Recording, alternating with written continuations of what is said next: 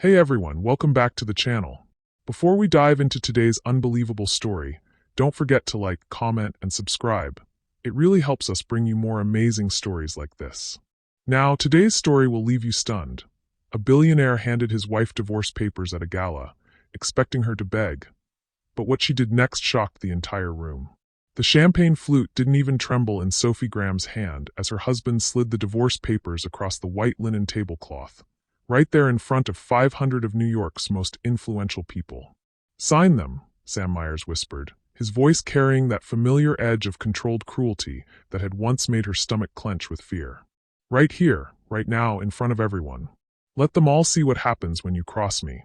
The St. Regis ballroom glittered around them like a beautiful trap, crystal chandeliers casting diamonds of light across silk gowns and tailored tuxedos, the soft murmur of Manhattan's elite mixing with the gentle clink of expensive silverware.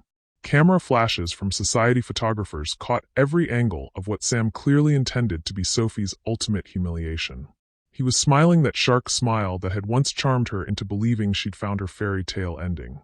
Now it just reminded her of everything she'd been too naive to see 6 years ago. "You think you can threaten to leave me?" Sam's fingers drummed against the table, a nervous habit he'd never quite shaken despite all his billions. "You think you can take half of everything I've built?" Sophie set down her champagne with the same graceful precision she'd perfected through years of being Sam Myers' perfect wife. Around them, conversations had grown quieter as people sensed the tension radiating from their table. She could feel eyes watching, phones discreetly angled to capture whatever breakdown Sam was orchestrating. "Hey beautiful souls, wherever you're watching from tonight, New York, London, a cozy living room somewhere in between, I hope you're settling in for this one because what happens next is going to completely blow your mind. If you haven't subscribed yet, you're going to want to hit that button because this story reveals something about power, secrets, and revenge that you won't see coming. Trust me on this one. Sign the papers, Sophie." Sam's voice carried across the sudden hush that had fallen over their corner of the ballroom. "Show everyone exactly what you are, a gold-digging nobody who thought she could play in the big leagues." Sophie looked down at the documents, scanning the carefully crafted legal language designed to leave her with nothing. No alimony. No assets. Not even the small photography studio she'd given up to be his wife. Sam had made sure of that. But what Sam didn't know, what he'd never bothered to discover in 6 years of marriage, was that Sophie Graham had never needed his money to survive. She'd just been waiting for the right moment to remind him of that. "You know what's funny, Sam?" Sophie's voice carried a new note, something steel-wrapped in silk that made Sam's confident expression flicker for just a moment. "You've spent so much time building walls around your empire that you never noticed who was already inside them. What the hell is that supposed to mean?" Sophie reached into her small evening clutch, the vintage Chanel that Sam had always assumed was a knockoff because he'd never bothered to ask where she'd gotten it.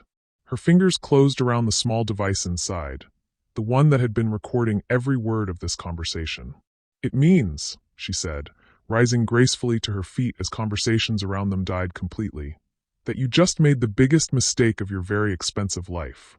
The spotlight meant for the evening's charity auction swung toward their table as if drawn by some invisible force, illuminating Sophie in a pool of brilliant white light. She looked radiant, untouchable, and suddenly very, very dangerous. "Ladies and gentlemen," Sophie's voice carried clearly across the ballroom without any need for amplification, "I have an announcement to make." Sam's face went white. "Sophie, sit down. Now." But Sophie was already reaching for the microphone being handed to her by someone in the crowd. Someone Sam was suddenly realizing he didn't recognize, someone who'd been waiting for exactly this moment. "6 months ago," Sophie continued, her voice now reaching every corner of the ballroom, "the Securities and Exchange Commission approached me about my husband's business practices. Tonight, I want to share with all of you what I've learned about the man you've trusted with your investments, your charities, and your futures." The room exploded into chaos. Sam lunged for the microphone, but Sophie stepped back with the fluid grace of someone who'd been planning this moment for much longer than anyone realized. Security appeared from nowhere. Not Sam's security, Sophie realized with growing horror, but federal agents who'd been positioned throughout the ballroom all evening. "You see," Sophie smiled, and for the first time in years, it was her real smile, the one that had made him fall in love with her before he'd decided to destroy her. "I was never just your wife, Sam. I was your insurance policy. And tonight, your coverage just expired." as FBI badges flashed in the crystal light and handcuffs clicked around Sam's wrists. Sophie Graham finally let herself remember who she'd been before she became Mrs. Sam Myers. But the biggest revelation was still coming, and when Sam learned the truth about the woman he'd underestimated, it would destroy everything he thought he knew about power, love, and the price of betrayal. 2 hours earlier, Sophie had stood in the bathroom of their Fifth Avenue penthouse, staring at her reflection as she applied the same shade of crimson lipstick she'd worn to their wedding 6 years ago. Her hands had been steady then too, even knowing what was coming. "You don't have to do this," Agent Elena Vasquez had said from the shadows behind her, her voice carrying the weight of 18 months of careful planning. "We have enough evidence to proceed without tonight's performance." Sophie had met Elena's eyes in the mirror. The federal investigator who'd become something between a handler and a friend over the months they'd worked together. "Sam needs to understand that his actions have consequences. Real ones. And you need him to know it was you. I need him to know who I really am." That conversation felt like a lifetime ago as Sophie now stood on the St. Regis ballroom stage, watching her husband, soon-to-be ex-husband, struggle against federal agents while 500 of New York's elite tried to process what they'd just witnessed. The truth was, Sophie had never wanted revenge. She'd wanted justice. But somewhere along the way, as she'd watched Sam destroy lives with the same casual indifference he'd once used to destroy her dreams, the line between the two had blurred beyond recognition. Mrs. Myers, Agent Connor Blake appeared at her elbow, his presence solid and reassuring in the chaos. Connor had been her primary FBI contact, the one who'd first approached her in a coffee shop 6 months ago with photographs and bank records that had made her blood run cold. "It's Ms. Graham now," Sophie corrected automatically, then caught herself. "Actually, it's Dr. Graham. It always was." Connor's slight smile reminded her why she'd found it so easy to trust him during those long months of building the case against Sam. He was nothing like her husband. Where Sam commanded through intimidation, Connor led through competence. Where Sam demanded attention, Connor simply earned respect. "Dr. Graham," Connor corrected, and Sophie felt something warm unfurl in her chest at hearing her real title again. "Are you ready for the next phase?" Sophie looked out at the crowd. Society matrons clutching their pearls, business moguls whispering furiously into phones, charity board members who were just beginning to realize their donations had been funding something far darker than philanthropic causes. And there, being escorted through the crowd by 2 more agents, was Sam. Even in handcuffs, he was trying to project authority, shouting about lawyers and constitutional rights, and how this was all a misunderstanding. "He still doesn't know, does he?" Connor asked quietly. "Know what? Who you really are. What you gave up to marry him." Sophie touched the vintage Chanel clutch that held more than just recording equipment. It also contained the PhD in forensic accounting that Sam had made her hide away, claiming it made her too intimidating for his business associates' wives. "He knows I studied finance before we met," Sophie said. "He just never bothered to ask where or why I stopped." What Sam didn't know was that Dr. Sophie Graham had been on track to become one of the youngest partners in the history of Keller, Stein and Associates, the forensic accounting firm that specialized in unraveling complex financial crimes. She'd been recruited by the FBI twice before she was 25. She'd given it all up for love. Or what she'd thought was love. "Sophie." The familiar voice cut through the noise of the ballroom like a knife. Sophie turned to see Natasha Williams pushing through the crowd, her emerald dress flowing behind her like water. Natasha had been Sophie's closest friend at Columbia Business School and her former partner at Keller, Stein. She was also the person who'd been feeding Sophie insider information about Sam's business dealings for the past 3 years. "Natasha, you shouldn't be here," Sophie said, though relief flooded through her at seeing a genuinely friendly face. "Are you kidding? I wouldn't miss this for the world." Natasha's eyes were bright with something between admiration and concern. "Besides, someone needs to make sure you don't disappear into witness protection before we get to properly celebrate." "Celebrate what?" "The fact that you just brought down one of the biggest financial criminals in New York history using his own arrogance against him." Natasha's grin was fierce. "God, I've missed working with you." Sophie felt tears prick her eyes, the first real emotion she'd allowed herself all evening. For 6 years, she'd played the role of Sam's perfect wife, attending charity galas and dinner parties where she smiled and nodded while men like Sam discussed business as if she weren't there. They'd treated her like an expensive accessory, never realizing they were ignoring one of the sharpest financial minds of her generation. There's something else, Natasha said, lowering her voice. Something Connor probably hasn't told you yet. What? The Swiss bank accounts we uncovered? The ones Sam's been using to funnel money offshore. Natasha's expression grew serious. They weren't just hiding his assets. He's been stealing from the charitable foundations he runs. Cancer research, children's hospitals, disaster relief. He's taken millions from people who needed it most. The words hit Sophie like a physical blow. She'd known Sam was guilty of securities fraud, market manipulation, insider trading. But stealing from charities? From children's hospitals? How much? Sophie whispered. 47 million. Over the past 4 years. Sophie felt something cold and final settle in her chest. Whatever sympathy she'd once felt for the man she'd married, whatever hope she'd harbored that some part of him was still the person who'd once made her laugh, died in that moment. If you're watching this and thinking about your own relationships, drop a comment below about the moment you realized someone wasn't who you thought they were. Sometimes the people closest to us are hiding the darkest secrets.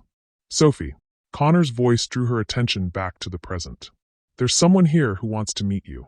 A woman in her 60s approached, moving with the kind of quiet authority that came from decades of wielding real power. Her silver hair was pulled back in an elegant chignon, and her navy dress spoke of old money and older principles. Dr. Graham, the woman said, extending her hand. I'm Margaret Holloway. I sit on the board of several foundations that, it appears, have been victims of your husband's theft. Sophie recognized the name. Holloway was practically New York royalty, a philanthropist whose family had been building hospitals and funding scholarships for 3 generations. Mrs. Holloway, I'm so sorry. Don't apologize, Margaret said firmly. Thank me. What you've done tonight will save countless lives and protect vulnerable people from future harm. She paused, studying Sophie with sharp blue eyes. I understand you have a background in forensic accounting. I did, before I married Sam. And what are your plans now that you're no longer married to Sam? Sophie blinked, realizing she hadn't thought beyond tonight. For 6 months, all her energy had been focused on building the case against Sam, on surviving his increasingly volatile behavior as he sensed something was wrong, on protecting herself and gathering evidence. She hadn't thought about what came after. I'm not sure. Margaret smiled, the first genuine warmth Sophie had seen from anyone in Sam's social circle in years. Well, when you decide, please consider that the Holloway Foundation is in need of a new director of financial oversight. Someone with impeccable credentials and a proven track record of integrity. Before Sophie could respond, Margaret pressed a business card into her hand and disappeared back into the crowd. Sophie stared down at the card, then looked around the ballroom. FBI agents were methodically working through the crowd, taking statements and serving additional warrants. Several of Sam's business associates were being escorted out in handcuffs. Apparently, tonight's operation was bigger than just Sam. Connor appeared at her side again. The media's gathering outside. Are you ready to make a statement? Sophie looked toward the ballroom's grand entrance, where she could see camera crews setting up and reporters checking their equipment. In a few minutes, she would walk out there and officially end her old life. But she was also beginning to realize that tonight wasn't just about destroying Sam's empire. It was about reclaiming her own. There's one more thing Sam needs to know, Sophie said quietly. What's that? Sophie looked across the ballroom to where Sam was being processed by FBI agents, his expensive tuxedo rumpled and his perfectly styled hair falling across his forehead. Even now, even caught red-handed, he was still arguing, still trying to control the narrative. He needs to know that I never loved his money, Sophie said. I just loved the man I thought he was. And that man never existed. As if sensing her gaze, Sam looked up and their eyes met across the chaos. For just a moment, Sophie saw something flicker in his expression. Not anger or defiance, but genuine confusion. As if he was finally beginning to understand that the woman he'd married was a complete stranger to him. But it was too late for understanding. Too late for anything but consequences. Connor placed a gentle hand on her arm. Dr. Graham? It's time. Sophie nodded, straightening her shoulders. As she walked toward the ballroom entrance and the waiting cameras, she could feel herself shedding the last remnants of Mrs. Sam Myers like a skin that had never quite fit. Dr. Sophie Graham was finally coming home. But the biggest shock of the evening was still ahead, because Sam was about to learn that his wife's betrayal was only the beginning of his problems. The media circus outside the St. Regis was exactly what Sophie had expected. A wall of flashing cameras and shouted questions that would have terrified her 6 months ago. Now, walking through it with Connor at her side and FBI agents clearing a path, she felt strangely calm. Until she saw the second set of handcuffs. Wait! Sophie stopped dead in the middle of the sidewalk, causing the crowd of reporters to surge forward like sharks sensing blood. Connor, why are they arresting Elena Castellano? Connor followed her gaze to where another FBI team was escorting a woman in an elegant black evening gown toward a separate vehicle. Elena Castellano, Sam's longtime business partner, and the woman Sophie had always thought was the closest thing Sam had to a moral compass. Dr. Graham, we need to keep moving, Connor said, his hand firm on her elbow. Not until you tell me what's going on. Sophie planted her feet, drawing on 6 years of standing her ground against Sam's attempts to control her. Elena's been Sam's partner for 12 years. If she's involved in this, then the scope of the operation is bigger than you realized, Connor finished grimly. The words hit Sophie like ice water. She'd spent 6 months building a case against Sam, documenting his crimes, recording his conversations, gathering evidence. But she'd been building it around the assumption that Sam was the mastermind, the central figure in a web of financial corruption. What if she'd been wrong? What if Sam was just one piece of something much larger? Connor. Sophie's voice was steady, but her mind was racing. How many people are you arresting tonight? 17 so far. 17. Sophie felt the sidewalk shift beneath her designer heels. This wasn't just about Sam's fraud. This was about dismantling an entire criminal network. And Elena was the money laundering specialist. She's the one who designed the offshore account structure that made all of this possible. Sophie closed her eyes, remembering every dinner party, every charity event, every casual conversation where Elena had been present. The woman who'd always seemed slightly uncomfortable with Sam's more aggressive business tactics, who'd advocated for more conservative investments, who'd been the voice of reason in board meetings. It had all been an act. Dr. Graham, a reporter's voice cut through her thoughts. Is it true that you've been working undercover for the FBI for 6 months? Sophie opened her eyes to find microphones thrust toward her face and cameras capturing every expression. The question hung in the air like a challenge, and she realized that how she answered would determine not just how the media portrayed tonight's events, but how the rest of her life unfolded. Dr. Graham, Connor said quietly, you don't have to answer that. But Sophie was already stepping toward the microphones, her training as a forensic accountant kicking in. She'd spent years translating complex financial crimes into language that juries could understand. This was just another presentation, albeit with higher stakes. 6 months ago, Sophie said clearly, I discovered that my husband was stealing money meant for children's cancer research. When I tried to confront him about it, he threatened to destroy me financially and professionally if I ever spoke about his business again. The crowd of reporters went silent, sensing something bigger than a standard FBI operation. So I made a choice, Sophie continued. I could stay silent and let him continue hurting people, or I could use my expertise to help build a case against him. I chose justice. A new voice cut through the crowd. Sophie. Sophie, over here. Sophie turned to see a face that made her blood freeze. Jake Connors, Sam's younger brother and the one person she'd hoped would never get pulled into this mess. Jake pushed through the crowd of reporters with the same determined energy that ran in the Myers family. But where Sam used that energy to intimidate and control, Jake had always channeled it into protecting the people he loved, including apparently his brother. Sophie, what the hell are you doing? Jake reached her side, his face a mixture of confusion and betrayal. Sam called me from the police car. He said you've been lying to him for months. Jake, Sophie said gently, I know this is hard to understand. Hard to understand. Sophie, you destroyed him. You destroyed our family. Connor stepped forward, his presence suddenly protective rather than professional. Mr. Myers, I'm going to need you to step back. Who the hell are you? Jake's eyes flicked between Connor and Sophie saw the moment when understanding dawned. Oh my God. Sophie, are you sleeping with him? The question hit like a slap, not because it was true, but because of how it would look. The faithful wife who'd betrayed her husband for another man. The vengeful woman who'd used her body to bring down a successful businessman. That's enough. Connor's voice carried the authority of someone accustomed to controlling volatile situations. Is it true? Jake pressed, his voice rising. Did you seduce an FBI agent to get revenge on my brother? The cameras were rolling, capturing every word, every expression.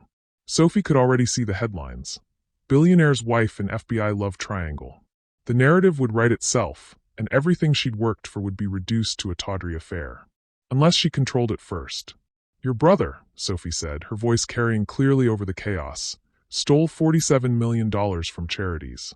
He took money meant to save children's lives and used it to buy art and cars and houses while those children died. Jake's face went white. That's not. Sam wouldn't. He kept spreadsheets, Jake. Detailed records of every stolen dollar. I've seen them. Sophie's voice softened. I know you love him, but he's not the man you think he is. For a moment, Jake looked like a lost child, and Sophie remembered why she'd always cared about Sam's younger brother. Unlike Sam, Jake had never learned to hide his emotions behind walls of money and power. I have those spreadsheets, Sophie continued. If you want to see them, if you want to understand what really happened, I'll show you. But I won't apologize for stopping him. Jake stared at her for a long moment, then his gaze shifted to Connor. And him? What's his role in all this? Sophie felt Connor tense beside her, and she realized they were at a crossroads. How she answered this question would determine not just the media narrative, but also whatever was growing between her and Connor. She thought about the late nights spent reviewing evidence in safe houses, the way Connor had never tried to push for more than professional boundaries allowed, the careful respect he'd shown for her marriage, even when it was clear that marriage was built on lies. Most importantly, she thought about the moment 3 weeks ago when she'd broken down crying after listening to a recording of Sam laughing about the cancer patients who would die because of his theft. Connor had held her while she cried, offering comfort without expectation, and for the first time in years, Sophie had felt truly safe. If you've ever had to choose between protecting someone you care about and telling the truth, you know how impossible it feels. Let me know in the comments how you handle those moments. I read every single one. Agent Blake, Sophie said carefully, has been nothing but professional throughout this investigation. Any suggestion otherwise is both false and insulting to the integrity of this operation. It was the truth, but not the whole truth. Because while Connor had never crossed professional lines, Sophie had felt something growing between them that had nothing to do with the case and everything to do with the way he saw her. Not as Sam's wife or as a witness, but as Dr. Sophie Graham, the woman she'd almost forgotten she could be. Dr. Graham, Connor said quietly, we really do need to go. As they walked toward the waiting FBI vehicle, Jake called after them. Sophie, this isn't over. Sam has lawyers, connections. He'll fight this. Sophie turned back one last time. I hope he does, Jake. Because when this goes to trial, the whole world will see exactly what kind of man your brother really is. As their car pulled away from the curb, Sophie caught a glimpse of the St. Regis ballroom through the windows. The charity gala was still going on, 500 of New York's elite trying to process what they'd witnessed. But Sophie was no longer thinking about Sam or the case or even her uncertain future. She was thinking about the way Connor's hand had brushed hers as he'd helped her into the car, and the way he'd instinctively moved to protect her when Jake had gotten aggressive. She was thinking about the choice she'd made 6 months ago to seek justice, and the unexpected choice she might have to make now about what came next.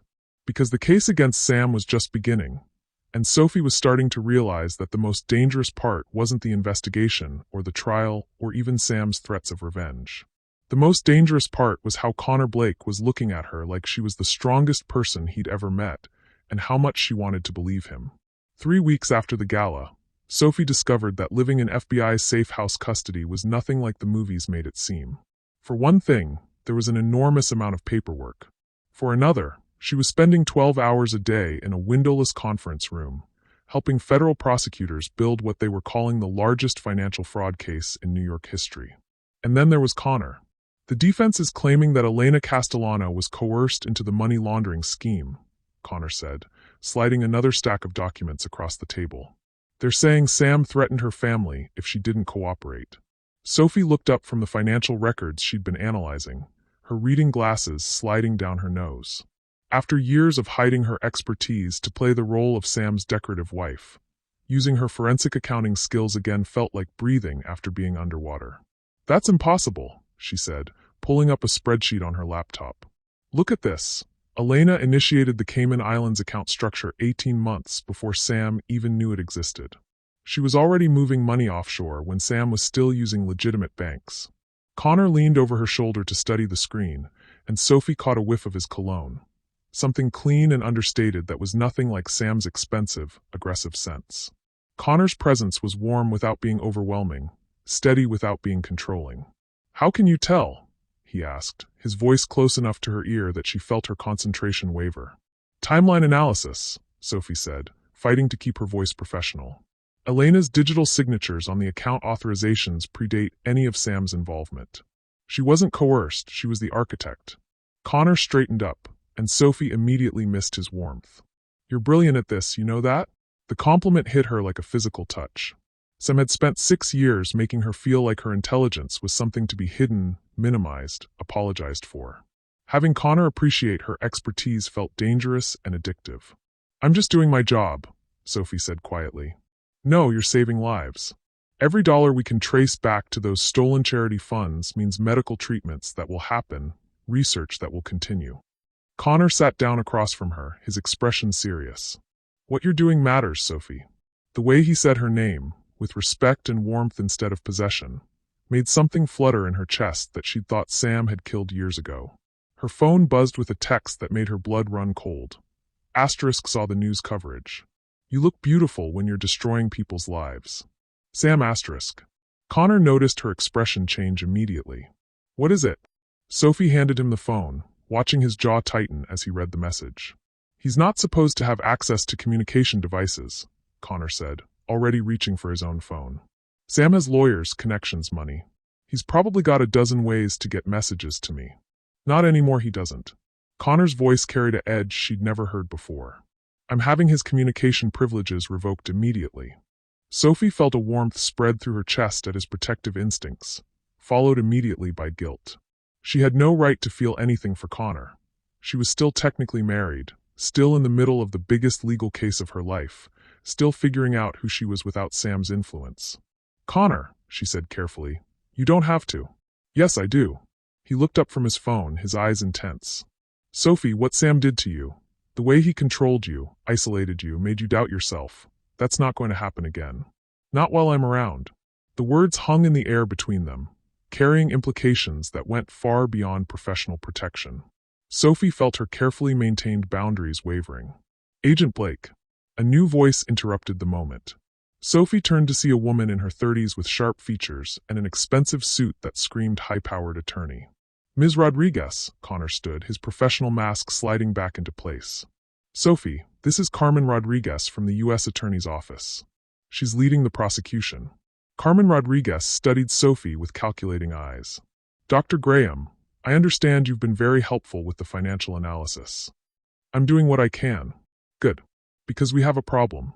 Carmen sat down without invitation, spreading files across the table. "Sam's legal team is going with a character assassination strategy. They're claiming you're an unstable wife seeking revenge for an affair." Sophie felt like she'd been slapped. "What affair?" "Allegedly, Sam was involved with someone named Victoria Chen. They're saying you discovered it and orchestrated this entire investigation out of jealousy." The name hit Sophie like a physical blow. Victoria Chen, the violinist who'd performed at several of their charity events. Sophie remembered her, beautiful, talented, about 10 years younger than Sophie. She'd always seemed to hover around Sam at parties, laughing at his jokes a little too enthusiastically. "Is it true?" Sophie asked quietly. Carmen's expression softened slightly. "Does it matter?" "It matters to me." Connor cleared his throat. "Sophie, even if Sam was having an affair, it doesn't change the evidence against him. It doesn't change the fact that he stole $47 million from charities." "But it changes the narrative," Sophie said, understanding immediately. Betrayed wife seeks revenge becomes the story instead of financial criminal brought to justice. "Exactly," Carmen said. "Which is why we need to be very careful about appearances. Any suggestion of impropriety on your part could undermine the entire case." Her eyes flicked meaningfully between Sophie and Connor, and Sophie felt heat rise in her cheeks. The implication was clear. Whatever was developing between her and Connor could destroy everything they'd worked for. If you've ever had to choose between following your heart and protecting something bigger than yourself, you know how impossible that choice feels. Drop a comment and let me know how you handled it. These stories help me create better content for all of you. "Ms. Rodriguez," Connor's voice was carefully controlled. "Are you suggesting that Dr. Graham's personal life is relevant to this case?" I'm suggesting that defense lawyers will make it relevant. They'll claim she seduced an FBI agent to build a false case against her husband. They'll say the evidence was manufactured. The recordings were taken out of context. The whole investigation was compromised by personal motives. Sophie felt the walls closing in. So what do you want me to do? Pretend I don't have feelings? Pretend that working with Connor for 6 months hasn't shown me what it's like to be treated with respect instead of control. Carmen's expression sharpened. I want you to remember that 17 people are facing federal charges because of this investigation. I want you to remember that $47 million in stolen charity money is at stake. And I want you to ask yourself if your personal happiness is worth risking all of that. The words hit Sophie like a slap, partly because they were unfair and partly because they contained a grain of truth. She had started developing feelings for Connor. She had begun imagining a life after Sam, a life where she was valued for her mind and her heart instead of her ability to look good on someone's arm. That's enough, Connor said, standing abruptly. Ms. Rodriguez, Dr. Graham has sacrificed everything to build this case. Her marriage, her safety, her privacy. She's been threatened, stalked, and had her character assassinated in the media. You don't get to question her motives or her integrity. Agent Blake, I'm not finished. Connor's voice carried the authority of someone who'd spent years dealing with criminals and prosecutors. Dr. Graham is a professional witness whose expertise is crucial to this case. How I feel about her personally doesn't change the evidence, doesn't alter the facts, and doesn't compromise the investigation. Carmen stood as well, gathering her files. And how do you feel about her personally, Agent Blake? The question hung in the air like a challenge. Sophie held her breath, waiting for Connor's answer, knowing that whatever he said would change everything between them. Connor looked directly at Carmen, his expression steady. I feel like she's the strongest person I've ever met. I feel like she deserves better than what she's gotten from life. And I feel like anyone who tries to diminish her courage or question her motives doesn't deserve to be in the same room with her. Sophie felt her heart stop. It wasn't a declaration of love, but it was something deeper. A declaration of respect, admiration, and protection that meant more than any romantic gesture Sam had ever made. Carmen's expression softened slightly. Agent Blake, I understand your position. But the defense is going to use any personal connection between you and Dr. Graham to undermine this case. Are you prepared for that? I'm prepared to do whatever it takes to make sure Sam Myers and his associates face justice for their crimes, Connor said, including maintaining professional boundaries if that's what's required. Sophie felt something break inside her chest. She understood the necessity, understood the stakes, but it didn't make it hurt less. There's something else, Carmen said, pulling out another file. We've received intelligence that Sam's associates on the outside are planning something. We're not sure what, but there's been chatter about eliminating the witness who could bring down the entire operation. Sophie went cold. They're talking about killing me? We're not sure, but we're taking the threat seriously. Agent Blake, I'm authorizing additional security measures. Connor was already moving toward the door. I'll coordinate with the safe house team immediately. Connor, wait. Sophie stood, catching his arm. The touch sent electricity through both of them, and she saw him fight not to react. Are you okay with this? With having to pretend there's nothing between us? Connor looked down at her hand on his arm, then back up to her eyes. Sophie, what's between us isn't pretend. It's the most real thing I've felt in years. But you're right, there is something between us, and that something is worth protecting. Even if it means waiting. Waiting for what? For Sam to be convicted. For you to be safe. For you to have time to figure out who you are when you're not defined by someone else's expectations. Connor gently removed her hand from his arm, but his fingers lingered on hers.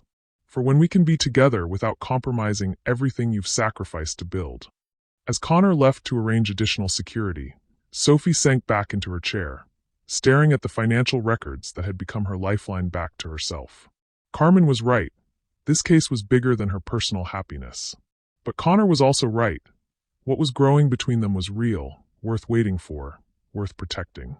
The question was whether they'd both survive long enough to see what that future might hold. Because Sam's message that morning hadn't just been harassment. It had been a promise. And Sophie was beginning to realize that the most dangerous part of bringing down her husband wasn't the legal battle or the media scrutiny. It was the fact that Sam wasn't the kind of man who accepted defeat gracefully. And if he couldn't have her, he might decide that no one could. The safe house felt different at 3 in the morning. Sophie had been staring at financial spreadsheets for so many hours that the numbers were starting to blur together, but something kept nagging at her, a pattern in the data that didn't quite make sense. Connor had left hours ago after their conversation with Carmen, but his presence still lingered in the conference room like warmth from a fire that had burned too bright and too briefly. Sophie pushed thoughts of him aside and focused on the screen in front of her. The offshore accounts Elena had set up were more sophisticated than anything Sophie had seen before. Layer upon layer of shell companies, each one carefully designed to obscure the money trail. But there was something else hidden in the data, transactions that didn't match Sam's known criminal activities. Sophie pulled up another spreadsheet, cross-referencing dates and amounts, when her phone buzzed with a call from Natasha. "Sophie, thank God you answered. I've been trying to reach you for hours." "Natasha, it's 3 in the morning. What's wrong?" "I'm at my office working on something for the case, and I found—" "Sophie, I think Sam's crimes go deeper than anyone realized." Sophie felt ice water in her veins. "What do you mean?" "The charity money, it wasn't just stolen. It was being used to fund something else. Something that explains why people are talking about killing you." "Natasha, where exactly are you?" "Keller Stein offices. Floor 23. "Sophie, I need you to see this in person. The evidence I found, it changes everything." Every instinct Sophie had developed over 6 months of FBI training told her not to leave the safe house. But Natasha was her closest friend, her former partner, the person who'd been feeding her inside information about Sam's business dealings for years. "I can't leave. I'm in protective custody." "Then bring your FBI boyfriend." "But Sophie, if I'm right about what I found, the people Sam was working with won't stop until you're dead. And they have connections inside law enforcement." The line went dead. Sophie stared at her phone, her heart racing. Connections inside law enforcement? She thought about Carmen Rodriguez's perfectly timed appearance, her immediate focus on separating Sophie and Connor, her detailed knowledge of the defense strategy. She thought about how Sam had managed to send her messages despite being in federal custody. She thought about how the media had gotten such detailed information about the investigation so quickly. Sophie was reaching for her secure phone to call Connor when she heard the sound that made her blood freeze. The electronic beep of the safe house security system being disabled. Someone was inside. Sophie grabbed her laptop and phone, moving as quietly as possible toward the bedroom where her FBI protective detail was supposed to be stationed. But when she reached the door, she found it standing open and the room empty. No agents. No backup. No protection. Just Sophie, alone in a compromised safe house, with evidence that could bring down one of the largest criminal networks in New York history. She was halfway to the emergency exit when she heard voices in the main hallway. Male voices speaking in hushed tones about securing the witness and making it look like an accident. Sophie's hands shook as she speed-dialed Connor's number. The phone rang once, twice, 3 times before going to voicemail. "Connor, the safe house is compromised," she whispered into the phone. "My protective detail is gone, and there are men inside looking for me. I'm going to Natasha at Keller Stein. Floor 23. If something happens to me, know that I—" Footsteps in the hallway. Getting closer. Sophie hung up and slipped out the emergency exit, her laptop bag clutched against her chest like armor. 20 minutes later, she was standing in the lobby of the Keller Stein building, her heart still pounding from the taxi ride through empty Manhattan streets. The building was mostly dark except for a few scattered office lights, including the 23rd floor, where Natasha was waiting. The elevator ride felt like an eternity. Sophie's mind raced through possibilities. Sam's associates had found the safe house, her protective detail had been compromised, Carmen Rodriguez might be working for the other side. But Natasha was safe. Natasha was her friend, her ally, the person who'd been helping build the case against Sam for years. The elevator doors opened onto the familiar hallway of the forensic accounting firm, where Sophie had once been on track to become the youngest partner in company history. Before Sam. Before she'd given up everything for love. "Natasha," Sophie called out as she approached the corner office where light spilled into the hallway. "In here, Sophie. Hurry." Sophie pushed open the office door and stopped dead. Natasha was there, sitting behind her desk with a stack of files in front of her. But she wasn't alone. Sam sat in the chair across from her, no longer wearing prison clothes but dressed in an expensive suit as if he'd never been arrested at all. "Hello, darling," Sam said with that familiar predatory smile. "You look surprised to see me." Sophie's hand moved toward her phone, but Natasha's voice stopped her. "Don't," Natasha said quietly. "Please, Sophie. Just sit down." Sophie stared at her oldest friend, understanding flooding through her like poison. "How long? How long what? How long have you been working for him?" Natasha's expression was almost apologetic. "Since Columbia. Sam recruited me during our second year. He was building a network of highly qualified professionals who could help him move money without attracting attention." The betrayal hit Sophie like a physical blow. Every conversation they'd had, every piece of information Natasha had shared, every moment of friendship over the past 8 years, all of it had been a lie. "The information you gave me about Sam's business dealings was carefully curated to make you think you were uncovering his crimes," Sam said, standing and moving toward her. "When in reality, you were only seeing what we wanted you to see." Sophie backed toward the door, but it closed behind her with a soft click. 2 men in expensive suits flanked it. Not FBI agents, but private security who moved with the fluid efficiency of former military. "You see, darling," Sam continued, "I've known about your little FBI cooperation from the beginning. Agent Blake isn't quite as careful about his communications as he thinks he is." Sophie felt the world tilt around her. "Connor? What about Connor?" Sam's smile was genuinely amused. "Oh, Connor Blake is exactly who he says he is. Honest, dedicated, completely incorruptible. Which is why we had to work around him instead of through him. The safe house was compromised the moment you entered it. We've been monitoring every conversation, every piece of evidence, every romantic moment between you and your noble agent." Sophie's phone buzzed with a text. Sam nodded, and she looked down to see a message from Connor. "Asterisk Sophie, where are you? Safe house team found unconscious. Need to know you're safe. Asterisk. He really does care about you," Natasha said softly. "I almost felt bad about using that against him." "Using what against him?" Sam pulled out his own phone, showing Sophie a series of photographs. Connor entering the safe house. Connor leaving late at night. Connor's hand on Sophie's arm during their conversation with Carmen Rodriguez. Photos that, taken out of context, could easily support the defense narrative that Sophie had seduced an FBI agent to build a false case against her husband. "The beautiful thing about evidence," Sam said, "is that it can tell any story you want it to tell. And the story we're going to tell is that my wife orchestrated an elaborate revenge scheme because she discovered my affair with Victoria Chun." Sophie laughed, surprising herself with the sound. "Nobody will believe that. Won't they? You're a forensic accountant, darling. You had the skills to fabricate financial records. You had access to FBI resources through your lover. You had motive in the form of a cheating husband and a prenup that left you with nothing. The evidence is real. Some of it. The parts that make me look guilty of relatively minor securities violations that will result in a fine and maybe house arrest." Sam's expression hardened. "But the charity theft, the major fraud charges, the evidence that could actually destroy me, that was all carefully planted by my vengeful wife and her FBI boyfriend." Sophie stared at him, understanding finally dawning. "This was always the plan. Let me think I was building a case against you, then use my own investigation to destroy me instead." "And Agent Blake," Natasha added. "His career will be over when it comes out that he compromised a federal investigation for personal reasons." Sophie's phone buzzed again. Another message from Connor. "Asterisk Sophie, please respond. I'm going crazy here. Asterisk." Looking at the message, Sophie felt something crystallize inside her. A clarity that cut through the fear and betrayal and desperation. Sam and Natasha thought they'd been playing chess while she was playing checkers.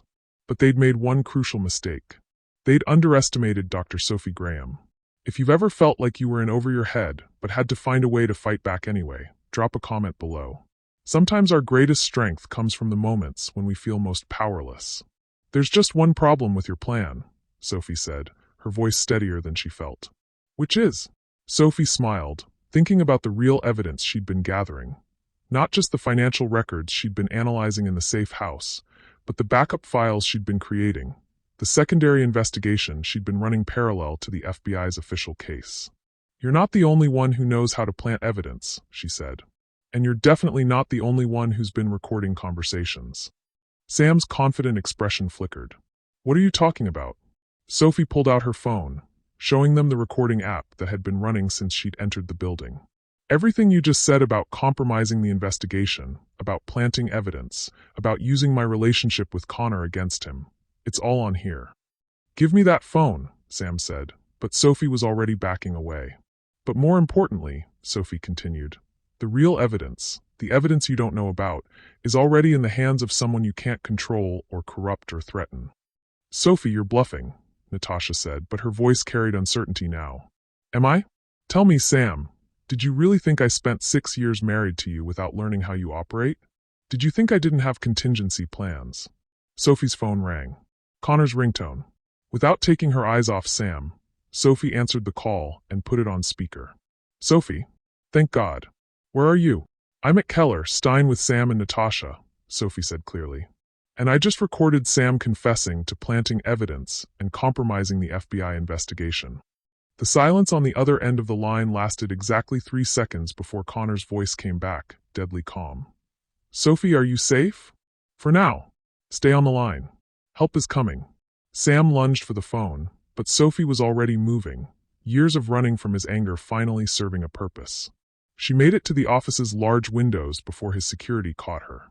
But she'd gotten what she needed. Connor had heard everything. The real FBI, not whatever compromised version Sam thought he was controlling, knew where she was. "You have no idea what you've done," Sam snarled, his carefully maintained facade finally cracking. "The people I work with don't forgive mistakes." "Then I guess you shouldn't have made one," Sophie said. In the distance, she could hear sirens. Real ones this time, getting closer. Sam looked at Natasha, something passing between them that made Sophie's blood run cold. "Sophie," Natasha said softly, "there's one more thing you should know. About Connor." "Don't," Sophie said, but she could hear the truth coming like a train she couldn't stop. "He knew," Natasha said. "About Sam's plan, about my involvement, about all of it. He's been using you too." The words hit Sophie like a physical blow, not because she believed them, but because they were designed to destroy the one relationship that had given her the strength to fight back. But as the sirens grew louder and the sound of tactical boots echoed in the hallway outside, Sophie realized something that Sam and Natasha had never understood. Love wasn't about control or manipulation or leverage. It was about trust. And she trusted Connor Blake with her life, her heart, and her future, no matter what lies her enemies tried to tell. The office door burst open, and Connor appeared like an avenging angel, his FBI badge in one hand and his weapon in the other. "Sophie, get away from them. Now!" As Sophie moved toward Connor, she saw Sam's expression change one final time. From arrogance to desperation to something that looked almost like respect. "You always were too smart for your own good," he said quietly. "No," Sophie replied, taking Connor's offered hand. "I was exactly smart enough." But even as FBI agents swarmed the office and Sam and Natasha were placed under arrest, Sophie knew this wasn't over. Because Sam's last look hadn't been defeat. It had been a promise that the real game was just beginning. 48 hours after Sam's arrest at Keller, Stein, Sophie sat in a federal holding cell, staring at walls that seemed to close in with every passing hour. The irony wasn't lost on her. She'd gone from being a witness under FBI protection to being a suspect in federal custody. "The recording you made at Natasha's office," Agent Rebecca Hayes said across the metal table. "Our technical analysis shows it's been digitally altered." Sophie looked up sharply. Agent Hayes was Connor's supervisor, a woman in her 50s with steel-gray hair and eyes that missed nothing. She was also, apparently, the person now in charge of Sophie's case. "That's impossible. I recorded it in real time on my phone." Phone recordings can be manipulated in real time using the right software. Software that someone with your technical background would certainly know how to use. Sophie felt the familiar sensation of the ground shifting beneath her feet. "My technical background is in forensic accounting, not audio manipulation." "But your background also includes a master's degree in computer science from MIT, doesn't it, Dr. Graham?" The words hit Sophie like ice water. Her MIT degree was something she'd earned before meeting Sam. Something she'd downplayed during their marriage because Sam had found her technical expertise intimidating. How did Agent Hayes know about it? "That degree is 15 years old. I haven't done serious programming since." "Since you developed the audio analysis software that was later acquired by the FBI for use in evidence authentication," Agent Hayes continued, consulting her file. "The same software that could theoretically be used to create undetectable audio forgeries." Sophie stared at the woman across from her, understanding finally dawning.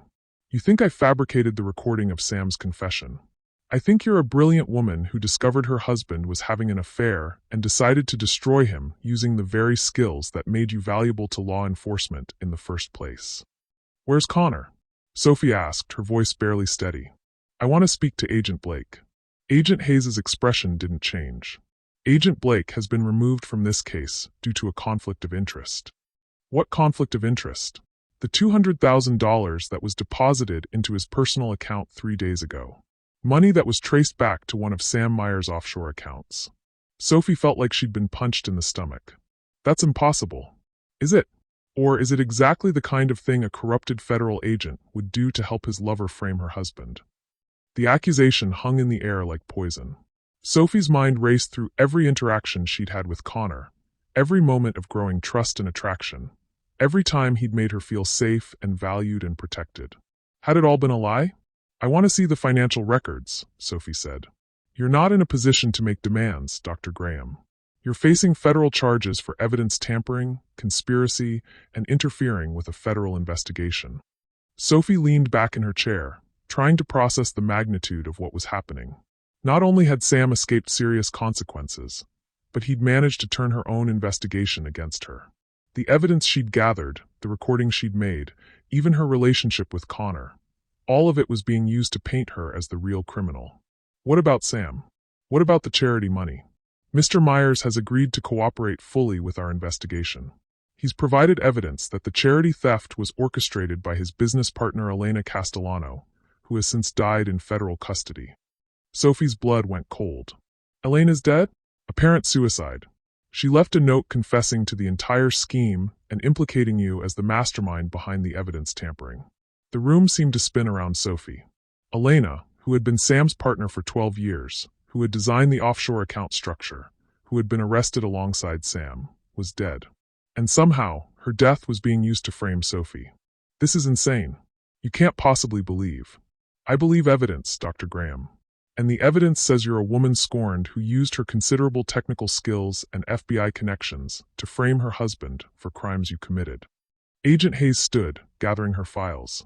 You have 24 hours to consider a plea agreement.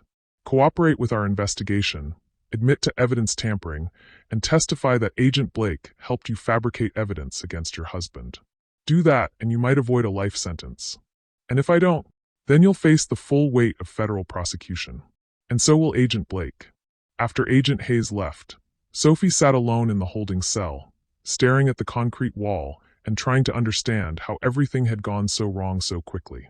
Her phone, which had somehow been returned to her, buzzed with a text from an unknown number. Asterisk, you should have taken the $2 million and walked away. Now everyone you care about will pay the price. Asterisk. Sophie deleted the message, but more kept coming. Connor Blake will spend the next 20 years in federal prison because of you. Your friend Margaret Holloway's foundation is about to be investigated for tax fraud. Asterisk, Jake thinks you destroyed his family. He's right, asterisk. Each message felt like a knife twist, but it was the final one that made Sophie's hands shake. Asterisk, the recording you made at Keller, Stein captured more than just our conversation. It also captured the moment you agreed to help me frame Connor. Funny how selective editing works. Asterisk. Sophie stared at the phone, her mind racing.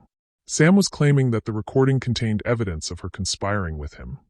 Evidence that could destroy Connor's career and send him to prison. But Sophie knew what she'd said in that office. She knew what she'd recorded. Unless her computer science degree from MIT flashed through her mind. The audio analysis software she'd developed as a graduate student.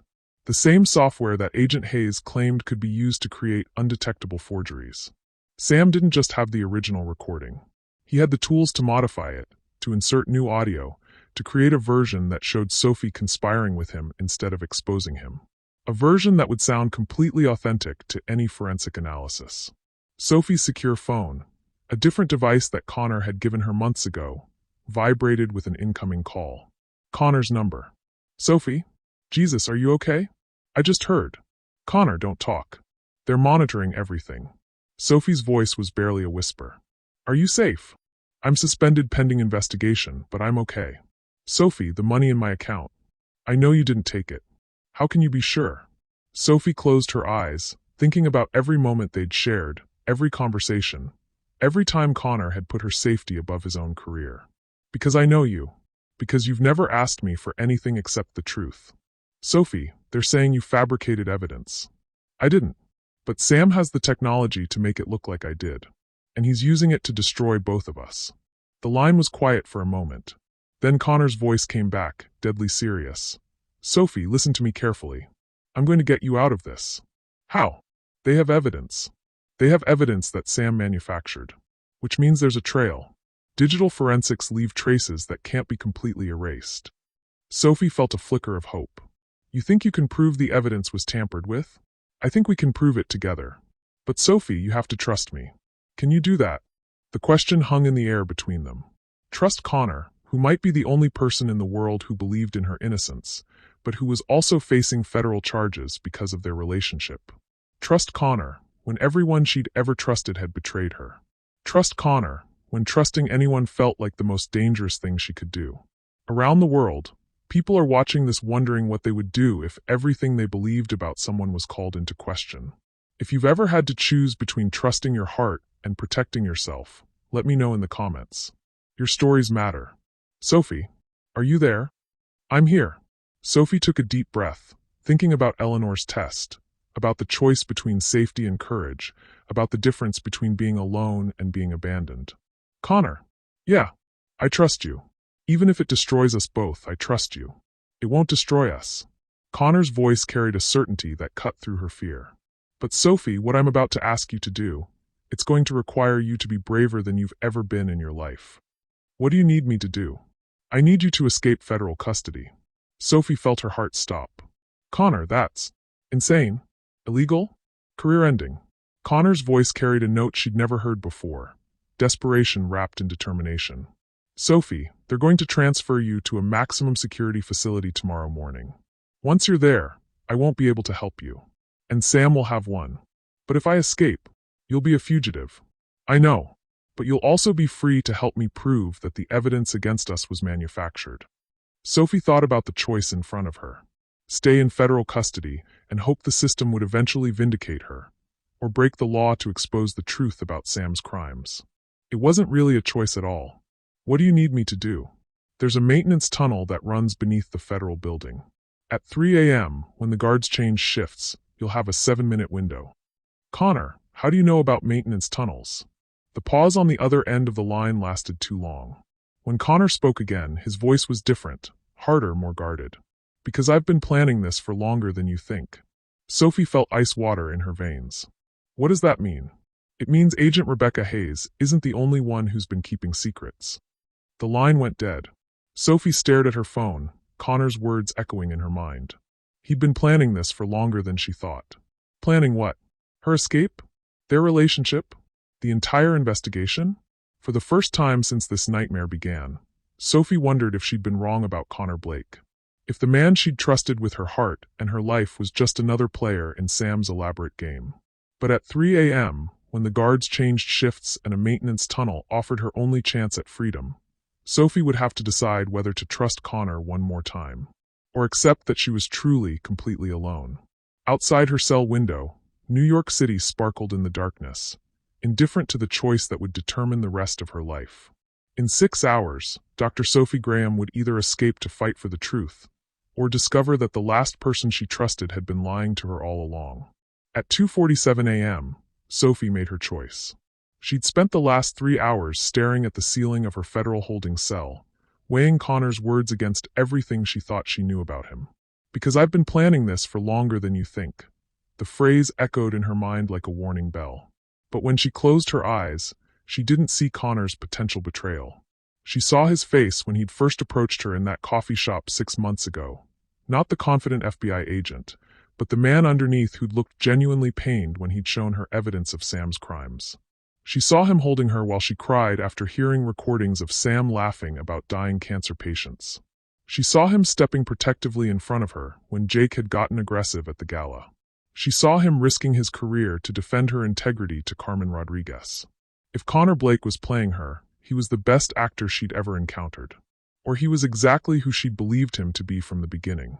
At 2:55 a.m., Sophie stood and moved to the small sink in her cell, running water to mask any sound. Hidden behind the mirror, exactly where Connor had said it would be, was a maintenance key and a hand-drawn map of the tunnel system beneath the federal building. At the bottom of the map, in Connor's careful handwriting, *Sophie, I know you have no reason to trust me after what Hayes told you about the money. But everything I've done for the past 8 months has been to protect you and build a case that Sam couldn't corrupt. The money in my account is part of a sting operation targeting FBI corruption that I couldn't tell you about. Meet me at the coordinates below. We finish this together. See *. Sophie stared at the note, her heart pounding. 8 months. Connor had been investigating this case for 8 months, 2 months before he'd even approached her. Which meant he'd known about Sam's crimes before he'd known about her. Which meant his feelings for her couldn't have been part of some elaborate setup, because he'd already been building a case when they met. At 3:01 a.m., Sophie slipped out of her cell during the guard shift change, her footsteps silent on the concrete floor. The maintenance tunnel was exactly where Connor's map indicated, a narrow, dimly lit passage that smelled of cleaning chemicals and old concrete. 20 minutes later, she emerged through a grate in the basement of a building 6 blocks away. Connor was waiting for her, dressed in civilian clothes and looking like he hadn't slept in days. Sophie. He moved toward her, then stopped, uncertainty flickering across his face. Are you okay? Instead of answering, Sophie walked straight to him and kissed him. Not the careful, professional kiss of 2 people maintaining boundaries.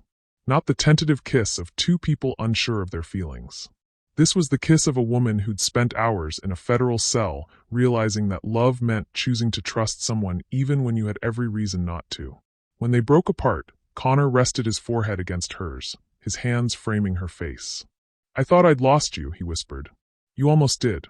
Connor, the money in your account is bait in an FBI sting operation targeting corruption within federal law enforcement. I've been working undercover for internal affairs for 8 months, investigating reports that Sam had contacts inside the bureau. Sophie stared at him. Your internal affairs? I'm regular FBI, but I was recruited by IA when they suspected there was a leak in the Sam Myers investigation. My job was to identify the source of the corruption while building a legitimate case against Sam. And you couldn't tell me because we didn't know how deep the corruption went. Agent Hayes, Carmen Rodriguez, half the prosecutors on the case. Any of them could have been compromised. Connor's hands were still on her face, his thumbs brushing away tears she didn't realize she was crying. I hated lying to you, Sophie. But I had to protect the investigation, and I had to protect you. Is Rebecca Hayes working for Sam? We think so. The timing of her accusations against you, her knowledge of your MIT background, her access to fabricated evidence, it all points to someone feeding her information. Sophie felt puzzle pieces clicking into place. That's why you knew about the maintenance tunnels. You've been planning contingencies in case the investigation was compromised. I've been planning contingencies in case they tried to frame you, Connor corrected. Because I knew Sam well enough to know he wouldn't go down without trying to destroy everyone who'd hurt him. They were standing in the basement of what appeared to be an abandoned office building. But as Sophie's eyes adjusted to the dim light, she realized it wasn't abandoned at all. Banks of computer equipment lined the walls, and multiple screens showed what looked like surveillance footage from various locations. Connor, where are we? FBI safe house. The real one. The place where they took you after the Gala was compromised from day one. We let them think they had you isolated while we monitored everything they did. Sophie turned slowly, taking in the sophisticated equipment surrounding them. This is why you always seem to know more than you should have.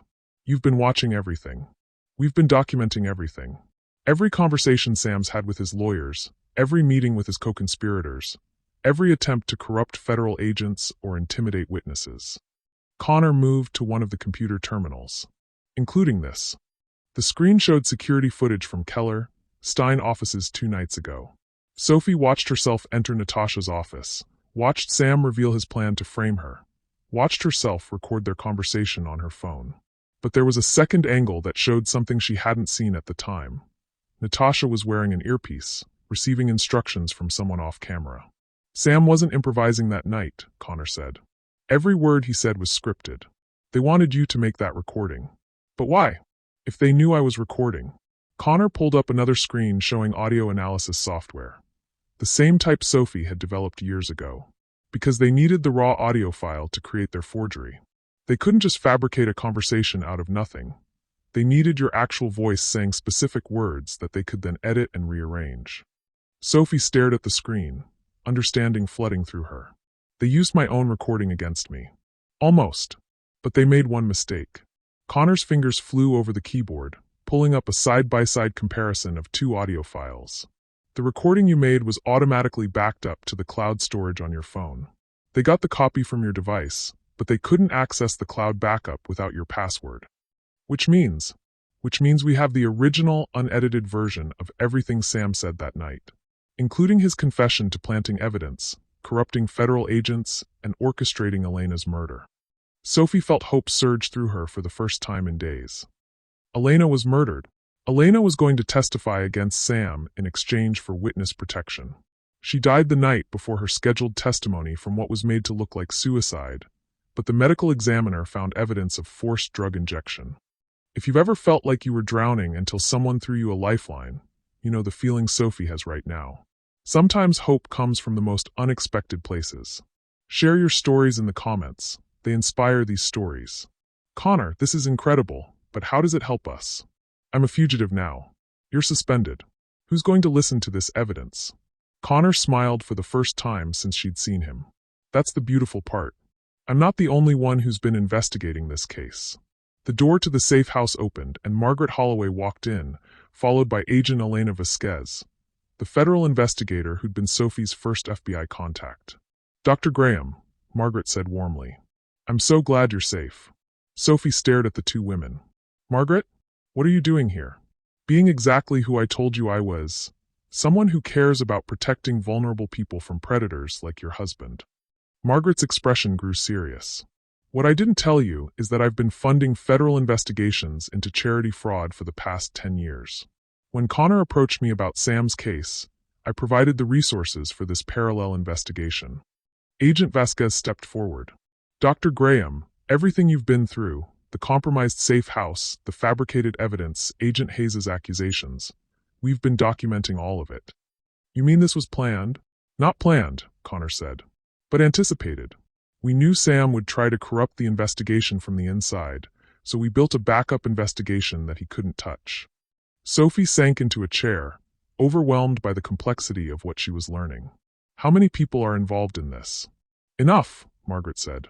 Federal agents, prosecutors, judges, forensic experts, people who care more about justice than politics or money. And now, Connor said, pulling up one final screen, we have everything we need to take down not just Sam, but the entire network of corruption he's been using to stay above the law. The screen showed a network diagram, dozens of connected nodes representing people, companies, financial institutions. At the center was Sam, but reaching out from him were connections to federal agents, prosecutors, judges, politicians. Sam wasn't just committing crimes, Elena explained. He was running a corruption network that reached into every level of law enforcement and government. The charity theft was just one revenue stream funding a much larger operation. Sophie studied the diagram, her forensic accounting background helping her understand the scope of what she was seeing. This is massive. How long have they been operating?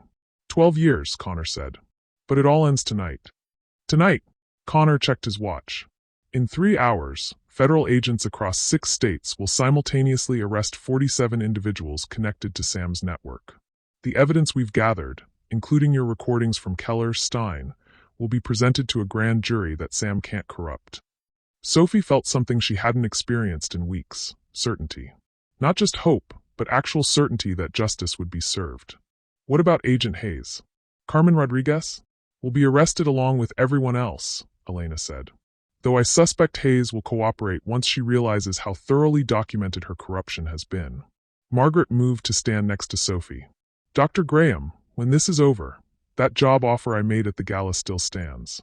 But I suspect you'll have quite a few other opportunities as well. What do you mean? Connor smiled. Sophie, you've just helped expose the largest corruption network in federal law enforcement history. You're going to be the most sought-after forensic accountant in the country. Sophie looked around the room at the people who'd been protecting her without her knowledge, building a case while she'd thought she was alone, believing in her innocence when the entire world seemed turned against her. But most of all, she looked at Connor, the man who'd risked his career, lied to protect her, and found a way to save both their futures.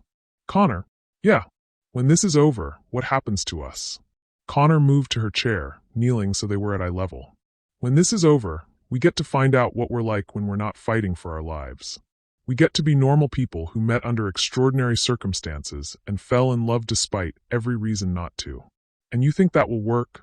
I think, Connor said, taking her hands, that we've already survived the hardest part. Everything else is just details. At 6 a.m., as federal agents across the country prepared to make the arrests that would finally bring down Sam Myers and his network, Sophie Graham and Connor Blake sat in a federal safe house, watching the sunrise through bulletproof windows. For the first time in 8 months, Sophie felt like she could breathe. But in 3 hours, when Sam realized the scope of what was happening to his empire, the real battle would begin. Because men like Sam Myers didn't surrender quietly. And Sophie was about to learn that even from federal prison, her husband still had one final card to play. At exactly 6 a.m. Eastern Time, 47 FBI teams across 6 states executed simultaneous warrants. Sophie watched the coordinated takedown unfold on multiple screens in the safe house, feeling like she was witnessing the collapse of an empire that had seemed untouchable just hours before. Rebecca Hayes, arrested at her home in Virginia. Elena reported from her position at the communications console. Carmen Rodriguez, taken into custody outside the federal courthouse in Manhattan. Connor stood behind Sophie's chair, his hand resting protectively on her shoulder as they watched Sam's corruption network crumble in real time. Victor Morrison, Sam's money manager, arrested. Thomas Chun, the judge who's been dismissing charges against Sam's associates, arrested. Maria Santos, the prosecutor who's been sabotaging cases, arrested. Sophie felt a fierce satisfaction watching each name cross the screen. These were people who'd perverted justice for money, who'd let criminals walk free while innocent people suffered. What about Sam? Sophie asked. Still in federal holding, Connor said, but not for long. He's about to be transferred to maximum security to await trial for 17 new federal charges. Margaret Holloway appeared at Sophie's other side, her expression grim despite the victories playing out on screen. Dr. Graham, there's something else you need to know. Sophie looked up at the older woman, recognizing the tone that meant more bad news was coming. We intercepted communications suggesting that Sam has one final contingency plan. Something he'll trigger if his network is compromised. What kind of contingency plan? Connor's hand tightened on Sophie's shoulder.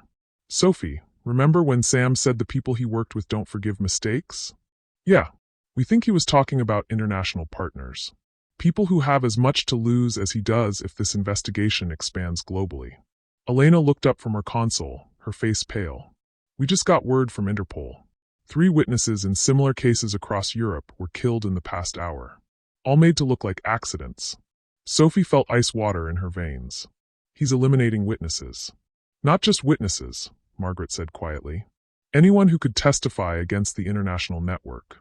Sophie, your name is at the top of that list. But he's in federal custody.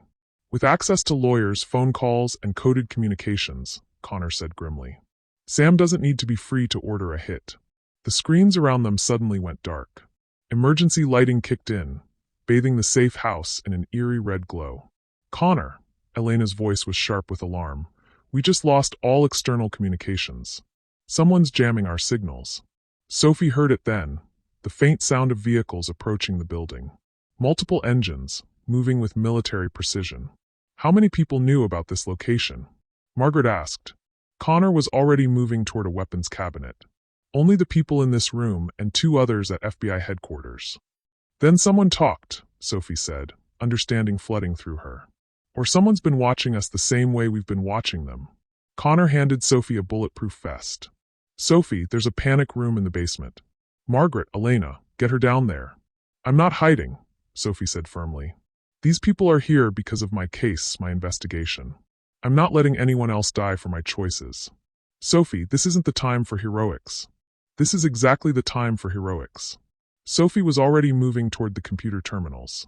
Connor, how long will it take backup to arrive? 20 minutes minimum. Then we need to buy 20 minutes. Sophie's fingers flew over the keyboard, accessing the surveillance system. And I think I know how. The screens came back online, showing tactical teams surrounding the building. Professional soldiers in black gear, moving with the kind of precision that spoke of military training and international funding. 12 men, Sophie counted, armed with automatic weapons and what looks like breaching equipment. Connor was coordinating with Elena, checking weapons, and establishing defensive positions. But Sophie was studying the tactical team's movements with the analytical mind that had made her one of the best forensic accountants in the country. "They're not here to kill us," she said suddenly. "What?" Connor looked up from his weapon check. "Look at their positioning. If they wanted to eliminate witnesses, they'd surround the building and level it. But they're setting up for a precision extraction." Sophie pulled up building schematics on another screen, overlaying them with the team's positions. "They're not here to kill me. They're here to take me." "Why would they want to take you alive?"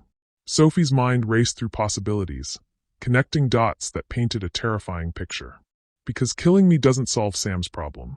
There are copies of my evidence, backups of my recordings, other people who know what I know. So what does solve his problem? Making me disappear completely. Taking me somewhere they can extract every piece of information I have, then eliminate me quietly." Sophie turned from the screen to face Connor. "They need to know everything I've discovered, everyone I've talked to, every piece of evidence I've created." Margaret was studying the tactical team's approach through the surveillance feeds. "Dr. Graham, if you're right, then we can't let them take you alive." "Actually," Sophie said, her voice carrying a new note of determination, "we can't let them take me at all. But not for the reason you think." Sophie moved to a secure terminal and began typing rapidly, accessing files that she'd been building for months parallel to the FBI investigation. "Sophie, what are you doing?" Connor asked. "Something I should have done the first day I discovered Sam's crimes." Sophie's fingers flew over the keyboard. "I'm releasing everything. Everything. Every financial record, every recorded conversation, every piece of evidence about Sam's network and his international connections." Sophie looked up at Connor, her expression fierce with purpose. "I'm uploading it all to WikiLeaks, the Panama Papers database, every major news organization in the world, and the International Criminal Court." Connor stared at her. "Sophie, if I do that, it won't matter if they capture me or kill me. The evidence will be public, permanent, and impossible to suppress." Sophie's hands were steady as she continued typing. "Sam's entire network will be exposed globally." Elena was monitoring communications from the tactical team. "They're moving to breach positions. We have maybe 3 minutes." "That's all I need," Sophie said. But as she prepared to execute the upload, her screen suddenly went black. Not a power failure, a targeted hack. "Sophie, get away from that terminal," Connor said urgently. "Someone's in our system," Elena reported. "Highly sophisticated intrusion. They're trying to delete your files." Sophie watched her months of work disappearing in real time, file by file being systematically erased. But instead of panic, she felt a calm satisfaction. "Let them delete it," she said. "Sophie, that's your only leverage." "No," Sophie smiled. "That's my decoy." She moved to a different terminal, one that looked like a standard workstation, but was actually connected to a completely separate network. "I learned something from being married to Sam for 6 years. Never keep your real valuables where people expect to find them." Sophie's fingers flew over this new keyboard, accessing files that existed on a network Sam couldn't have known about. A network she'd built using her MIT computer science background and connections from her forensic accounting career. "The files they're deleting are real, but they're not complete," Sophie explained as she worked. "The real evidence, including recordings of Sam ordering Elena's murder and arranging the international hits, is stored on a blockchain network that's distributed across 1,000 servers worldwide." Connor stared at her with something between admiration and awe. "Sophie, how long have you been planning this?" "Since the day Sam threatened to destroy me if I ever spoke about his business. I knew that if I was going to expose him, I had to make sure the evidence would survive even if I didn't." The sound of breaching charges echoed through the building. The tactical team was coming. "Upload completion in 30 seconds, Sophie announced. "Sophie, we need to move to defensive positions," Elena called out. 20 seconds. The building shook as the tactical team blew the front entrance. 10 seconds. Heavy footsteps on the stairs, moving with military precision. "Upload complete." Sophie stepped back from the terminal as armed figures appeared in the doorway of the safe house. But instead of fear, she felt a profound sense of peace. "Dr. Sophie Graham," the lead operative said in accented English, "you will come with us." "Actually," Sophie said calmly, "I don't think I will." She gestured toward the screens around the room, which were now displaying news feeds from around the world. The story was already breaking simultaneously across dozens of major outlets. "Global corruption network exposed. FBI sting reveals international conspiracy. Billionaire's wife takes down criminal empire. The lead operative spoke rapidly into his radio in a language Sophie didn't recognize, but his body language conveyed the message clearly. The mission had failed. "Sophie," Connor said quietly, "you just changed everything." The operative looked at Sophie with something that might have been respect. "You understand this changes nothing for you personally. There will be others. There will always be others," Sophie agreed. "But now the whole world is watching. Now every move Sam and his associates make will be scrutinized by international law enforcement, investigative journalists, and the public." The operative nodded once, then gestured to his team. As quickly as they'd arrived, they melted away into the early morning. Connor moved to Sophie's side, wrapping his arms around her as the reality of what had just happened settled over them. "Sophie, you just made yourself the most famous whistleblower in the world." "I just made Sam irrelevant," Sophie corrected. "He built his power on secrecy, corruption, and the ability to intimidate people into silence. I just took all of that away from him." Elena was coordinating with backup teams that were finally arriving. "Dr. Graham, the FBI is going to want to debrief you for weeks." "And after that?" Sophie asked. Margaret smiled. "After that, you get to choose what comes next. With credentials like yours and what you've just accomplished, you can write your own ticket anywhere in the world." Sophie looked at Connor, who was watching her with an expression of complete admiration and love. "Actually," Sophie said, "I think I already know what comes next." But even as she spoke, Sophie's phone buzzed with one final message from Sam. "Asterisk, you think you've won, but you have no idea what you've really done. The people I work with don't just kill traitors. They destroy everything they've ever loved. Everyone you care about will pay for this. Asterisk." Sophie showed the message to Connor, who read it and then deleted it without comment. "Is that supposed to scare me?" Sophie asked. "I think," Connor said, "that Sam still doesn't understand who you really are." "Which is?" "Someone who's already sacrificed everything for justice. Someone who's survived the worst he could do and came out stronger. Someone who just took down a global criminal network using nothing but intelligence, courage, and a laptop." As federal agents secured the safe house and news reports continued to break around the world, Sophie Graham finally understood what Eleanor's test had been preparing her for. Not just the courage to expose corruption, but the strength to rebuild everything on a foundation of truth instead of lies. If you've ever wondered what you'd do if you had the chance to expose a massive injustice, knowing it would cost you everything, you've just seen one answer. Let me know in the comments what justice means to you. Your perspectives help shape these stories. But Sam's final threat wasn't empty posturing. As Sophie was about to discover, bringing down a criminal empire was only the beginning. The real challenge would be surviving the aftermath.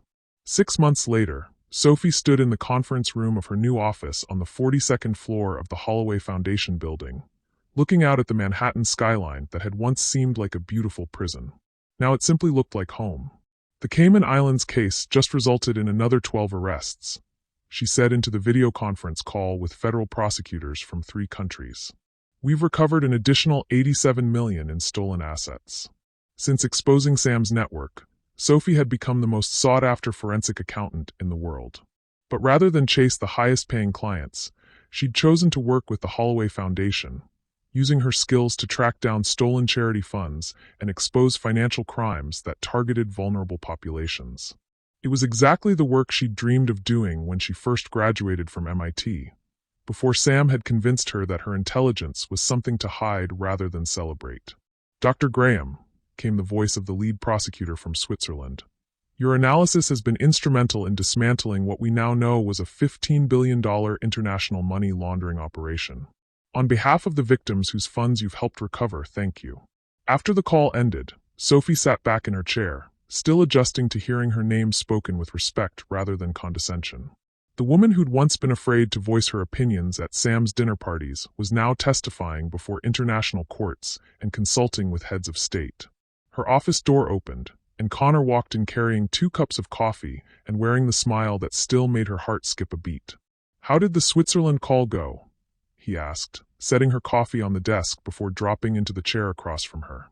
17 more arrests, including 2 Swiss banking executives." Sophie accepted the coffee gratefully. "What about Sam's sentencing hearing?" Connor's expression grew serious. "Life without possibility of parole. Federal judge said it was the most extensive financial crimes conspiracy in U.S. history. Sophie felt a complex mix of emotions: satisfaction that justice had been served, but also a strange sadness for the man Sam could have been if he'd chosen differently. Any word on the international cases? The International Criminal Court issued warrants for 43 additional co-conspirators. Sam's network spanned 12 countries and involved politicians, judges, law enforcement officials, and business leaders at the highest levels. Connor leaned forward. Sophie, what you exposed, it's changed how international law enforcement approaches financial crimes. We exposed, Sophie corrected. I couldn't have done any of this without you. Connor's expression softened. About that, there's something I need to tell you. Sophie felt a familiar flutter of anxiety. Even after 6 months together, part of her still waited for the other shoe to drop, for Connor to reveal some hidden agenda or decide she was too much trouble. What is it? I've been offered a promotion. Deputy Director of the FBI's International Financial Crimes Division. Sophie stared at him. Connor, that's incredible. That's everything you've worked for. It would mean traveling constantly. Cases in different countries, months away from home. Connor stood and moved to the window, his back to her. Sophie, it would mean months away from you. Understanding flooded through Sophie. This wasn't just about Connor's career. It was about the choice they'd been avoiding for months. What did their relationship look like when they weren't fighting for their lives? When they were just two people trying to build something real? Would you take it? Sophie asked quietly. Connor turned back to her, his expression vulnerable in a way that reminded her of their early days in the safe house. That depends. On what? On whether you'd consider taking it with me. Sophie blinked. What? Connor moved back to her desk, pulling a folder from his jacket. The International Criminal Court has requested that you head their new Financial Crimes Investigation Unit. Based in The Hague, with jurisdiction over international financial criminal cases worldwide. Sophie opened the folder with trembling hands. The offer was extraordinary. More money than she'd ever imagined. The chance to pursue financial criminals on a global scale. The opportunity to recover billions in stolen assets for victims around the world. Connor, this is a chance for us to work together officially. To use everything we've learned from Sam's case to help victims globally. Connor sat on the edge of her desk. Sophie, what do you think? Sophie looked at the offer, then at Connor, then out at the New York skyline. 6 months ago, she'd been a wealthy man's decorative wife, afraid to voice her own opinions. Now she was being offered one of the most important jobs in international law enforcement. I think, Sophie said slowly, that Eleanor would be proud. Eleanor? Something she wrote in her last letter. She said the only way to honor the people who've been hurt is to make sure it doesn't happen again. Sophie closed the folder and looked at Connor. That's what this job is about, isn't it? Prevention, not just punishment. Exactly. Sophie stood and moved to Connor, placing her hands on his chest. There's just one condition. Anything. When we get to The Hague, no more safe houses, no more undercover operations, no more keeping secrets to protect each other. Sophie looked into his eyes. From now on, we face everything together. As partners. Partners, Connor agreed, then paused. Actually, there's one more thing. Sophie raised an eyebrow. More international job offers? Instead of answering, Connor reached into his pocket and pulled out a small velvet box. Sophie's heart stopped. Sophie Graham, Connor said, dropping to one knee. You're the strongest, most brilliant, most courageous person I've ever known. You've changed my life, changed the world, and made me want to be worthy of the faith you've placed in me. Sophie felt tears starting to flow, but for the first time in memory, they were tears of pure joy. Will you marry me? Will you let me spend the rest of my life working alongside you to make the world a better place? Sophie looked down at the man who'd seen her at her worst and somehow found her at her best. Who'd risked everything to protect her when she couldn't protect herself. Who'd believed in her intelligence and strength even when she'd forgotten they existed. Yes, she whispered. Yes, absolutely yes. As Connor slipped the ring onto her finger, Sophie's phone buzzed with a text. For a moment, she tensed, old habits from the months of Sam's harassment still lingering. But the message was from Jake, Sam's younger brother. Asterisk Sophie, I saw the news about your new job. I wanted you to know that I understand now what Sam really was. Thank you for stopping him. And congratulations on everything. You deserve all the happiness in the world. Asterisk.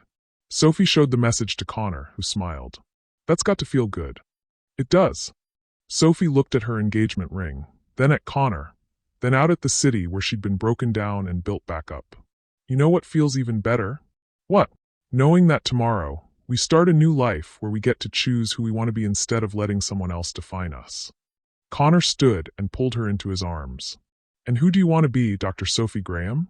Sophie thought about the scared woman who'd walked into Harrison's office a year ago, believing she was worth nothing more than what Sam chose to give her. She thought about the person she'd discovered herself to be when everything was stripped away. Intelligent, brave, capable of taking down criminal empires with nothing but truth and determination. I want to be someone who uses her gifts to protect people who can't protect themselves, Sophie said. Someone who chooses love over fear, truth over convenience, justice over safety. And I want to be the person who gets to watch you change the world, Connor said, and occasionally help out when you let me. As they kissed in the afternoon light streaming through the windows of Sophie's new office, Sophie felt something she'd never experienced before. Complete peace with who she was and excitement about who she was becoming.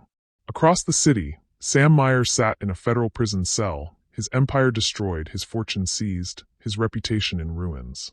He'd spent his life believing that money and power could control anyone, corrupt anyone, defeat anyone. He'd been wrong about Sophie Graham. But Sophie was no longer thinking about Sam, or the past, or the fear that had once defined her life.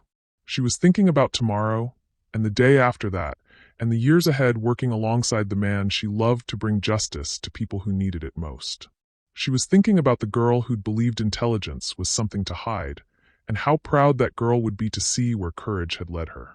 Most of all, she was thinking about how Eleanor's test had never been about money at all. It had been about discovering that love, real love, didn't diminish you or control you or ask you to be smaller. Real love made you braver, stronger, and more yourself than you'd ever imagined possible. And that, Sophie realized as Connor spun her around in their new office overlooking their new life, was worth more than all the money in the world. Hey beautiful souls, thank you for staying with Sophie's incredible journey from the beginning. If this story moved you, inspired you, or made you think about the courage it takes to choose truth over comfort, I'd love to hear about it in the comments. And if you haven't already, hit that subscribe button because next week, we're diving into another story that will show you just how powerful one person's choice to fight back can be. Until then, remember, you're stronger than you think, braver than you know, and worthy of love that lifts you up instead of breaking you down.